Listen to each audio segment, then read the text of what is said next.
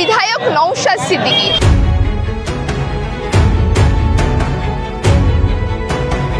এবং নওশাদ সিদ্দিকী ভাঙড়ে পা রাখতে এখানে রীতিমতো জনোচ্ছ্বাস আমরা দেখতে পাচ্ছি। এবং নওশাদ সিদ্দিকী এখানে দাঁড়িয়ে ঠিক কি বার্তা রাখছেন, কোন ইস্যুতে হবে ভাঙড়ের ভোট এবং ভাঙড়ের মানুষ ঠিক কি চাইছেন, আবারও কি এখানে থাকবেন নওশাদ সিদ্দিকী, এই বিষয়কে কেন্দ্র করে ঠিক কি বলছেন দেখুন প্রতিবেদনে। প্রথম প্রচার, এত জনোচ্ছ্বাস, কি বলবেন, কতটা আশাবাদী? ভাঙড়ের মানুষ আশার বীজ বপন করেছে। আজকে সারা রাজ্যের মানুষ দেখছে আইএসএফ এর মতো তথা সংযুক্ত মোর্চার মতো বিধায়ক তৈরি করতে হবে।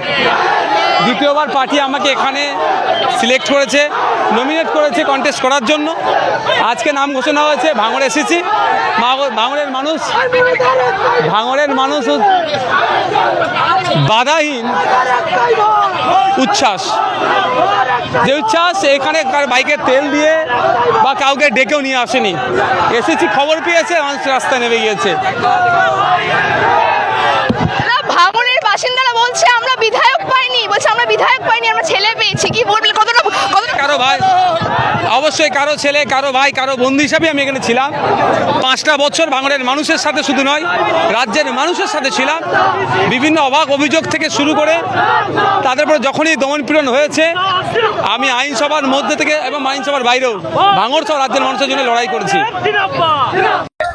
হাজারো মিথ্যা মামলা কেস আমাদের দিয়ে, হাজারো মিথ্যা মামলা কেস দিয়ে আমাদেরকে আটকাতে পারেনি আর পারবেও না। হ্যাঁ, আমাদের নেতৃত্ব যারা আছেন তারা যথেষ্ট আমাদের লড়াই। অনেক কথা বলতে তো ট্যাক্স লাগে না, যে ট্যাক্স লাগতো তাহলে কথা বলতো না। কিছু লড়াই হবে না, ভাঙড়ের মানুষ সরকার সাহেব তৃণমূল কংগ্রেসকে হারাবে। ভাঙড়ে একটা ইট যদি পুঁতা হয়, সেটা নওশাদ সিদ্দিকীর জন্য পুঁতেছে। যা উন্নয়ন দেখতে পাচ্ছেন, রাস্তাঘাট, লাইট, সবই নওশাদ সিদ্দিকীর ডিমান্ড। উন্নয়নে ভোট দেবে। বলতে তো ট্যাক্স লাগে না, ওই জন্য বলে যাচ্ছে। সরকার সাহেব পরাজিত হচ্ছে, তিনি বুঝে গিয়েছেন, ওই জন্য ঘোষণার সাথে সাথে উনি আসতে ঘোষণার সাথে সাথে উনি উনার দলের লোককে দিয়ে ক্যানিং এ আমাদের ফিরিয়ে নিয়ে আসা বলে চিৎকার করছিলেন।